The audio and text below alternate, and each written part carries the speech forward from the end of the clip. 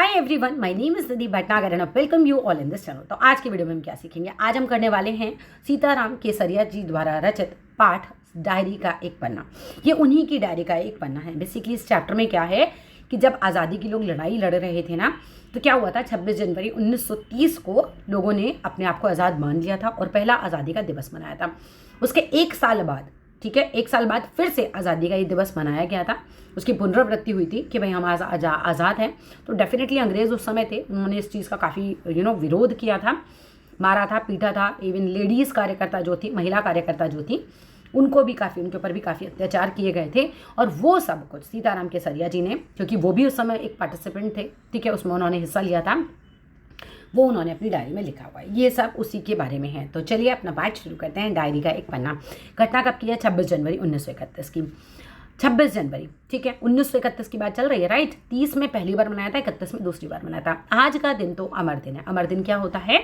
अमर दिन एक ऐसा दिन होता है जिसे आप हमेशा याद रखेंगे, जो दिन ना मरे, एक तरीके से जो दिन भूला ना जा सके। आज के दिन ही सारे हिंदुस्तानियों में स्वतंत्रता दिवस मनाया गया था। 26 जनवरी 1931 में सारे हिंदुस्तान में स्वतंत्रता दिवस मनाया गया था और इस वर्ष भी उसकी पुनरावृत्ति थी। पुनरावृत्ति मतलब जब 1930 में मनाया गया था वही हमने 31 में मनाया, तो उसकी पुनरावृत्ति हुई। वो काम जो दोबारा किया जाए उसको पुनरावृत्ति बोलते हैं, जिसके लिए काफ़ी तैयारियां पहले ही की गई थी। 26 जनवरी 1931 को दोबारा जब आज़ादी का दिवस हमने मनाया तो उसकी तैयारियां काफ़ी अच्छे से की गई थी।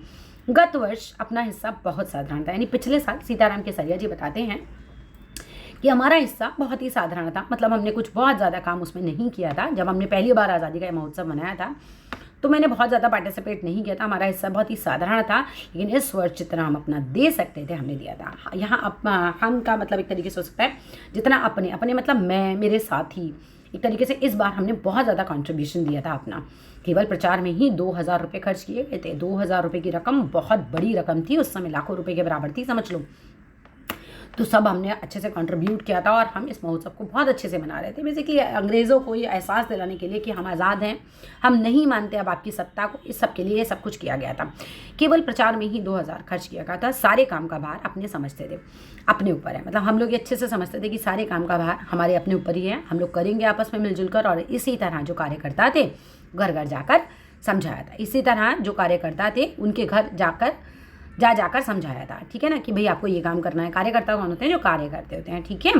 तो जाके उनको समझाया गया था कि भाई आपको क्या करना है, ठीक है। बड़े बाजार के प्राय मकानों पर राष्ट्रीय झंडा फहरा रहा था। बड़े बाजार के, ध्यान रखना, झंडा कहाँ फहरा रहा था? बड़े बाजार के प्राय मकानों पर राष्ट्रीय झंडा फहरा रहा था। मतलब बहुत सारे मकान ऐसे थे जिसके ऊपर झंडा फहरा रहा था और कई मकान तो ऐसे सजाए गए थे, ऐसा मालूम होता था कि मानो स्वतंत्रता मिल गई। लोगों ने सच में अपने घर ऐसे सजा लिए थे कि लग रहा था कि स्वतंत्रता मिल गई, हम हो गए हैं आज़ाद। जैसे दिवाली है, अब आप मनाते हो तो आप बहुत अच्छे से घर सजाते हो, कुछ इसी तरीके से लोग आज़ादी का जश्न मना रहे थे। घर घर पे राष्ट्रीय झंडा जो था, वो बड़े बाजार के जो घर थे वहाँ पर राष्ट्रीय झंडा जो है घरों पर लहरा रहा था। और कुछ मकान तो ऐसे सजाए गए थे कि मान लो कि जैसे स्वतंत्रता मिल गई हो। कलकत्ता के प्रत्येक भाग में ही झंडे लगाए गए थे, हर जगह कलकत्ता में झंडे लगाए गए थे। जिस रास्ते से मनुष्य आते थे उसी रास्ते में उत्साह और नवीनता मालूम होती थी। जिस भी रास्ते से मनुष्य आते थे ना, लोग आते थे, उसी रास्ते में नवीनता मालूम होती थी। ऐसा लगता था कि कुछ नयापन है। लोगों में बहुत उत्साह बढ़ जाता था जब ये लोग वहाँ से निकलते थे। लोगों का कहना था कि ऐसी सजावट पहले नहीं हुई थी। जिस तरीके से इस बार हमने पूरा सजा लिया था, ऐसी सजावट पहले नहीं हुई थी। पुलिस ने भी अपनी पूरी ताकत से शहर में गश्त देकर प्रदर्शन करे थे। देखो, पुलिस किसकी तरफ होगी? डेफिनेटली जिसकी सत्ता होगी। किसकी सत्ता थी? अंग्रेज़ों की। तो पुलिस जो थी उनकी तरफ से गश्त दे रही थी। गश्त देना मतलब लेफ्ट राइट चलना, लोगों पर निगाह रखना, है ना, नज़र रखना। एक तरीके से पुलिस भी जो थी वो पूरी अपना गश्त देकर प्रदर्शन कर रही थी। मोटर लॉरियों में गोरखे और सार्जेंट, गोरखे सार्जेंट एक सेना में पोस्ट होती है, प्रत्येक मोड़ पर तैनात थे हर जगह। क्योंकि देखो, पब्लिक उस समय बहुत ज़्यादा विद्रोह वाले रूप में आ गई थी। तो पुलिस को क्या करना था? डेफिनेटली पुलिस जो भी जगह जगह तैनात होगी, है ना। जब होता नहीं है दंगे होने वाले हैं, अभी बोलो उस समय के लिए तो वो दंगे ही थे ना एक तरीके से। तो पुलिस जगह जगह तैनात कर दी गई थी और कितनी ही लॉरियाँ शहर में घुमाई जा रही थी। लॉरियाँ मतलब एक तरीके से पुलिस की जो वैन वगैरह होती हैं, वो उस समय पूरे शहर में घुमाई जा रही थी। मतलब कहीं कोई मारपीट ना करे, कहीं कुछ दुर्घटना ना हो। घुड़सवारों का भी प्रबंध था। घोड़े पर सवार पुलिस वाले जो होते हैं ना, उनका भी प्रबंध था। और कहीं भी ट्रैफिक पुलिस नहीं थी। ट्रैफिक पुलिस तो मतलब बची नहीं ना, सारी पुलिस को तो किसी काम में लगाया गया था। जितनी भी पुलिस थी उसको सबको इन्हीं कामों में लगाया गया, क्योंकि उनको पता था कि आज ये सेकंड स्वतंत्रता दिवस ही अपना मना रहे हैं। तो जगह जगह पुलिस की गश्त हो रही थी, लॉरियां घुमाई जा रही थी, गोरखे और सर्जेंट जो थे हर मोड़ पर तैनात थे। ठीक है, तो ये बड़े बड़े पार्कों तथा मैदानों को पुलिस ने सवेरे ही घेर लिया था। ठीक है, पब्लिक अंदर ना आए, इतना मतलब बड़ा लेवल पर कुछ ना कर पाए, तो बड़े बड़े पार्कों को, मैदानों को पुलिस ने सवेरे ही घेर लिया था। मोन्यूमेंट यानी कि स्मारक, मोन्यूमेंट के नीचे जहाँ शाम को सभा होने वाली थी, प्लानिंग कहती कि मोन्यूमेंट के नीचे सभा होगी शाम को, उस जगह को तो भोर में ही 6 बजे ही पुलिस ने बड़ी संख्या में घेर लिया था। आज अगर हम बोलें कि हम जो है लाल किले बजाएंगे, धरना देंगे, तो पुलिस का पहले उसकी तैनाती हो जाएगी ना, कि वहाँ कोई कुछ ना हो, है ना, गड़बड़ ना हो, बेसिकली कुछ बहुत ज़्यादा आप विद्रोह में ना करें। तो क्या किया पुलिस ने, सुबह सुबह इंतजाम किया और 6 बजे ही वहाँ पर पुलिस बड़ी संख्या में उस जगह को घेर लेती है। पर तब भी कई जगहों को तो भोर में ही झंडा, मतलब कई जगहों पर तो क्या हुआ था, भोर में ही यानी कि सुबह सुबह ही झंडा फहरा दिया गया था। ठीक है, पुलिस वहाँ थी, मोन्यूमेंट के पास आ गई थी, उसने 6 बजे पूरा घेर ली थी वो जगह जहाँ हमें शाम को सभा करनी थी। लेकिन फिर भी क्या होता है, भोर में ही कई जगह झंडा फहरा दिया गया था कि हम स्वतंत्र हो गए हैं। श्रद्धानंद पार्क में, ध्यान देना यहाँ पर, श्रद्धानंद पार्क में बंगाल प्रांतीय विद्यार्थी संघ के मंत्री अविनाश बाबू ने झंडा गाड़ा। ठीक है, किसने कहाँ गाड़ा, श्रद्धानंद पार्क में बंगाल प्रांतीय विद्यार्थी संघ के मंत्री, श्रद्धानंद पार्क में बंगाल प्रांतीय विद्यार्थी संघ के मंत्री अविनाश बाबू ने झंडा गाड़ा। तो पुलिस ने उनको क्या किया, पकड़ लिया, बिकॉज पुलिस तो बिल्कुल नहीं चाहती ना ऐसे झंडे वंडे गाड़े, और लोगों को मारा और हटा दिया। तारा सुंदरी पार्क में, यहाँ भी ध्यान देना, तारा सुंदरी पार्क में बड़ा बाजार कांग्रेस कमेटी के युद्ध मंत्री हरीश चंद्र सिंह झंडा फहराने गए, पर वे भीतर ना जा सके, वो अंदर नहीं जा सके। ठीक है, तारा सुंदरी पार्क में बड़ा बाजार कांग्रेस कमेटी के युद्ध मंत्री हरीश चंद्र सिंह झंडा फहराने गए तो थे, लेकिन तारा सुंदरी पार्क में उनको नहीं घुसने दिया, भीतर नहीं जाने दिया। वहाँ पर काफ़ी मारपीट हुई और 2-4 आदमियों के सिर फट गए। गुजराती सेविका संघ की ओर से जुलूस निकाला जिसमें बहुत सी लड़कियाँ थीं, उनको गिरफ्तार कर लिया गया। 11 बजे मारवाड़ी बालिका विद्यालय की लड़कियों ने अपने विद्यालय में झंडोत्सव मनाया। 11 बजे मारवाड़ी बालिका विद्यालय की लड़कियों ने, हर एक जगह ये आपको याद करना पड़ेगा, पॉइंट्स बना लीजिएगा इनको कि कहाँ कब किसने झंडा फहराया, कहाँ कब क्या हुआ। ठीक है, 11 बजे मारवाड़ी बालिका विद्यालय की लड़कियों ने अपने विद्यालय में झंडोत्सव मनाया। जानकी देवी मदालसा जानकी देवी जी की और जमुनालाल बजाज की बेटी थी, उन्होंने आदि भी वहाँ पर गई थी। लड़कियों को उत्सव का क्या मतलब है समझाया गया कि भाई हम ये उत्सव क्यों मना रहे हैं, इसका क्या मतलब है, ये सब समझाया गया था। एक बार मोटर में बैठकर सब तरफ घूर कर देखा तो बहुत अच्छा मालूम हो रहा था। जगह जगह फ़ोटो उतर रहे थे, अपने भी फ़ोटो का काफ़ी प्रबंध किया था, मतलब फ़ोटो उतारा। आप देखो फ़ोटो क्यों, इसलिए हम लोग भी उतरवा रहे थे, वैसे भी उतर रहे थे और हम भी उतरवा रहे थे, इसीलिए कि भाई जिससे ये पता चले ना, जगह जगह जो हम फोटो लगाएंगे तो यहाँ पर हमने कितनी क्रांति लाई है, तो फिर जगह जगह लोग भी और ज़्यादा उत्साहित होंगे सब करने के लिए। ठीक है, अपने भी फोटो का काफ़ी प्रबंध किया था। 2-3 बजे कई आदमियों को पकड़ लिया गया, जिसमें मुख्य पूर्णोदास और पुरुषोत्तम राय थे। ध्यान रखना, 2-3 बजे तक पूर्णोदास, पुरुषोत्तम राय ये भी पकड़ लिए गए थे। ये सब बहुत मेन कैरेक्टर रहे होंगे उस समय। सुभाष बाबू के जुलूस का भार पूर्णोदास पर था। सुभाष बाबू ने जो जुलूस की इंतजाम किया था, इसका पूरा भार पूर्णोदास पर था और यह प्रबंध कर चुके थे।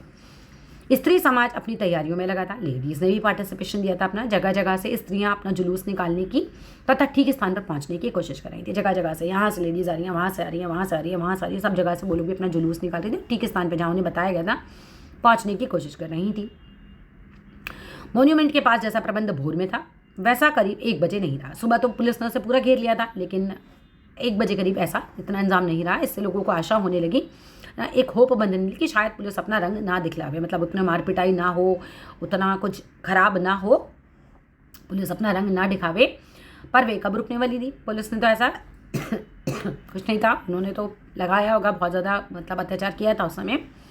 3 बजे से ही मैदानों में हज़ारों आदमियों की भीड़ होने लगी थी। शाम को होनी थी सभा 3 बजे, लेकिन हाँ क्या है, हज़ारों आदमी वहाँ पर जमा हो गए थे और लोग टोलियाँ बनाकर मैदान में घूमने लगे थे। आज जो बात थी वे निराली थी। आज की बात मतलब बहुत बढ़िया थी, बिल्कुल निराली थी। जब से कानून भंग का काम शुरू हुआ तब से आज तक इतनी बड़ी सभा ऐसे मैदानों में नहीं की गई थी, है ना। कानून भंग करना लोगों ने शुरू कर दिया था, है ना। जब गांधी जी वगैरह आए, उन्होंने समझाया, बहुत कुछ हुए, आंदोलन हुए, तब से लोग कानून भंग करने लगे थे, नहीं मानते थे कानून को। लेकिन इतनी बड़ी सभा ऐसे मैदानों में नहीं की गई थी, तथा यह सभा तो कहना चाहिए कि ओपन लड़ाई थी कि भैया अब हम आ गए हैं सामने, नहीं मानेंगे, नहीं सुनेंगे, हम आज़ाद हैं, आपका हम पर कोई शासन नहीं चलेगा। ये एक ओपन लड़ाई थी। पुलिस कमिश्नर का नोटिस निकल चुका था कि अमुक अमुक धारा के अनुसार, मतलब ये धारा है पर्टिकुलरली, धारा ये 144, धारा 150 ऐसे कुछ भी के अनुसार क्या है, कोई सभा नहीं हो सकती। क्यों? क्योंकि वो नहीं चाहते थे कि सभा हो, क्योंकि वो नहीं चाहते थे कि अंग्रेजों के विरुद्ध आप कुछ भी करें। ठीक है, जो लोग काम करने वाले थे उन सब इंस्पेक्टरों के द्वारा नोटिस और सूचना दे दी गई थी, सबको, मतलब सब इंस्पेक्टरों के द्वारा नोटिस और सूचना सब जगह दे दी गई थी कि आप यदि सभा में भाग लेंगे तो दोषी समझे जाएंगे। इधर काउंसिल की तरफ से नोटिस निकल गया था कि मॉन्यूमेंट के नीचे ठीक 4:24 पर झंडा फहराया जाएगा। अब उधर पुलिस कमिश्नर ने ऑर्डर दिए, इधर काउंसिल ने ऑर्डर दिए कि भैया हम तो फहराएंगे। काउंसिल ने भी एक नोटिस निकाल दिया कि मॉन्यूमेंट के नीचे 4:24, इंपॉर्टेंट लाइन है, बहुत ध्यान रखिएगा, 4:24 पर झंडा फहराया जाएगा तथा स्वतंत्रता की प्रतिज्ञा पढ़ी जाएगी कि हम सब स्वतंत्र हैं। सर्वसाधारण मतलब सारे लोग जो साधारण कॉमन पीपल हैं की उपस्थिति होनी चाहिए। सभी लोगों को 4:24 पर वहाँ आना चाहिए। खुला चैलेंज देकर ऐसी सभा पहले नहीं की गई थी, कभी भी इतनी बड़ी सभा इतना खुला चैलेंज देकर नहीं की गई थी। ठीक 4:10 पर सुभाष बाबू जुलूस लेकर आए। ठीक है, सुभाष बाबू ने ये सब इतना इंतजाम किया हुआ था, वो आए जुलूस लेकर, पर चौरंगी पर उन्हें रोक लिया गया। कलकत्ता की एक जगह है चौरंगी, वहाँ पर उन्हें रोक लिया गया था, पर भीड़ की अधिकता के कारण पुलिस जुलूस को नहीं रख पाई। उनको तो पकड़ लिया लेकिन भीड़ तो इतनी ज़्यादा थी तो भीड़ तो अंदर घुस गई। मैदान के मोड़ पर, मतलब आगे घुस गई एक तरीके से। मैदान के मोड़ पर पहुंचते ही पुलिस ने लाठियां चलानी शुरू कर दी थी। पुलिस ने लाठियां कहाँ चलानी शुरू कर दी, वेरी इंपॉर्टेंट लाइन। ठीक है, तो जैसे ही मैदान के मोड़ तक पहुंचते हैं पुलिस लाठियां चलानी उन्होंने शुरू कर दी। बहुत आदमी घायल हुए, सुभाष बाबू पर भी लाठियां पड़ी। सुभाष बाबू बहुत ज़ोरों से वंदे मातरम बोल रहे थे।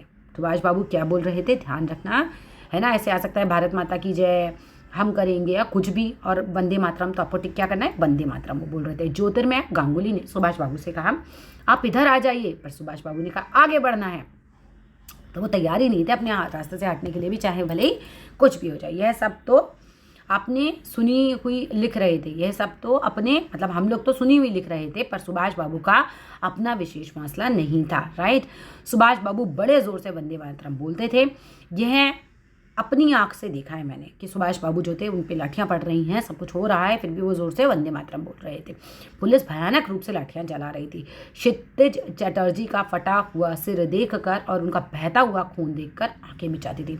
याद रखना सर किसका फटा था, क्षितिज चटर्जी जी का। ठीक है, आंख मिचाती थी, मतलब देखा ही नहीं जाता था, ऐसे खून बह रहा था उनका। इधर ये हालत हो रही थी, उधर स्त्रियाँ मॉन्यूमेंट पर सीढ़ियों पर चढ़ झंडा फहरा रही थी। स्त्रियां मॉन्यूमेंट की सीढ़ियों पर चढ़ी थी और वो झंडा फहरा रही थी, ये घोषणा पढ़ रही थी। ठीक है, और घोषणा पढ़ रही थी। स्त्रियां बहुत बड़ी संख्या में पहुंच गई थी। प्राय सबके पास झंडा था। जो वॉलंटियर कौन होते हैं, वॉलंटियर होते हैं जो लोग अपनी इच्छा अनुसार काम करते हैं।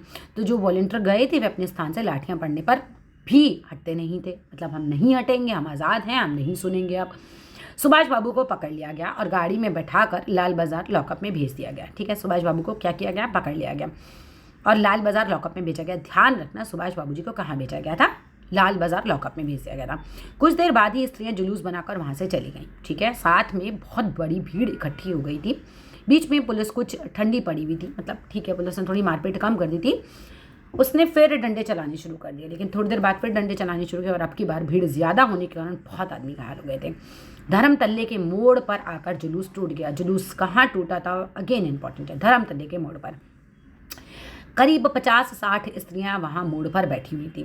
पुलिस ने उनको पकड़कर लाल बाजार भेज दिया। कौन से लॉकअप में भेजा जा रहा है, ध्यान रखना। ठीक है, सुभाष बाबू को भी लाल बाजार लॉकअप में भेजा था और धर्म तल्ले के मोड़ पर जब जुलूस टूट गया था तो पुलिस ने क्या किया था, 50-60 स्त्रियां जो मोड़ पर बैठी हुई थी उनको भी लाल बाजार भेज दिया था। स्त्रियों का एक भाग आगे बढ़ा, मतलब एक ग्रुप जो है वो आगे बढ़ा, जिसका नेतृत्व विमल प्रतिभा कर रही थी। ठीक है, याद रखना विमल प्रतिभा कौन थी, वो एक स्त्रियों के ग्रुप का नेतृत्व कर रही थी, है ना, उनकी लीडर थी। उनको बाहू बाजार के मोड़ पर रोका गया। ठीक है, तो सबका ये कैरेक्टर में याद रखना है, कौन कहाँ पकड़ा गया है, किसको कहाँ चोट लगी, ये सब कुछ। और वे वहीं मोड़ पर बैठ गई। आसपास बहुत भीड़ इकट्ठी हो गई थी, जिस पर पुलिस बीच बचाव में लाठी चलाती थी। इस प्रकार करीब पौन घंटे के बाद पुलिस की लॉरी आई, है ना, पुलिस की गाड़ी आई और उनको लाल बाजार ले जाया गया और भी कई आदमियों को पकड़ा गया। वृजलाल गोयंका जो कई दिनों से अपने साथ काम कर रहा था और दमदम जेल में भी अपने साथ था, यानी कि पहले भी पकड़े गए होंगे, पकड़ा गया था।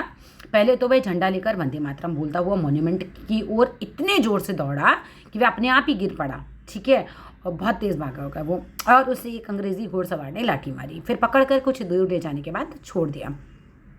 इस पर वह स्त्रियों के जुलूस में शामिल हो गया, चालू था, है ना, और वहाँ पर भी उसको छोड़ दिया। अब नहीं, तब वह 200 आदमियों का जुलूस बनाकर लाल बाजार गया। ठीक है, अब वो 200 आदमियों का जुलूस बनाकर लाल बाजार गया, वहाँ पर गिरफ्तार हो गया। मदालसा भी पकड़ी गई थी, ये तो हमने पढ़ा था। मदालसा कौन थी? जानकी देवी और जमनालाल बजाज की बेटी थी, वो भी पकड़ी गई थी।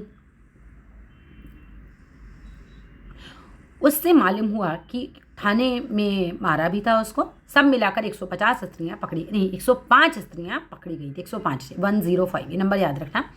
बाद में रात को 9 बजे सबको छोड़ दिया गया। कलकत्ता में आज इतनी स्त्रियाँ एक साथ गिरफ्तार की गई थी। करीब 8 बजे खादी भंडार आए तो कांग्रेस ऑफिस से फ़ोन आया कि यहाँ बहुत आदमी चोट खाकर आए हैं। कांग्रेस ऑफिस से फ़ोन आया, मतलब खादी भंडार जब ये लोग पहुँचे थे तो कांग्रेस ऑफिस से फ़ोन आया था कि भैया कांग्रेस ऑफिस में बहुत सारे लोग जो हैं वो चोट खाकर आए हैं, बिकॉज बता रहे हैं ना रात को छोड़ दिया गया था। डॉक्टर दास गुप्ता उनकी देखरेख और फोटो उतरवा रहे थे। फोटो क्यों उतरवा रहे थे समझ लो, बाद में दिखाने के लिए जगह जगह कितना अत्याचार इन लोगों ने किया और हम लोग कितना डटे रहे हैं। उस समय तक 67 आदमी वहाँ आ चुके थे, नंबर याद रखना है। बाद में तो 103 तक आ पहुँचे थे। अस्पताल गए, लोगों को देखने से मालूम हुआ कि 160 आदमी तो अस्पतालों में पहुंचे और जो लोग घरों में चले गए थे वे अलग। इस प्रकार 200 घायल ज़रूर हुए। पकड़े गए आदमियों की संख्या का पता नहीं चला और लाल बाजार के लॉकअप में स्त्रियों की संख्या 105 थी। आज तो जो कुछ हुआ वे अभूतपूर्व था। बंगाल के नाम या कलकत्ता के नाम पर कलंक था, मतलब इतना सब कुछ हुआ, इतना स्त्रियों पर भी अत्याचार हुआ, ने लोगों को मारा पीटा, सब कुछ किया गया। ये सब बहुत ही बड़ा कलंक था और यहाँ काम नहीं हो रहा है, वह आज बहुत अंश में धुल गया और लोग सोचने लग गए थे कि यहाँ भी बहुत सा काम हो सकता है। मतलब लगा कि नहीं, बहुत कुछ है अभी करने के लिए, यहाँ भी बहुत काम हो सकता है। That's all in this video. अगर वीडियो अच्छी लगे तो ज़रूर लाइक कीजिएगा, शेयर कीजिएगा, चैनल को सब्सक्राइब कीजिएगा और कहीं कोई प्रॉब्लम है तो कमेंट बॉक्स में लिखिएगा। Thank you.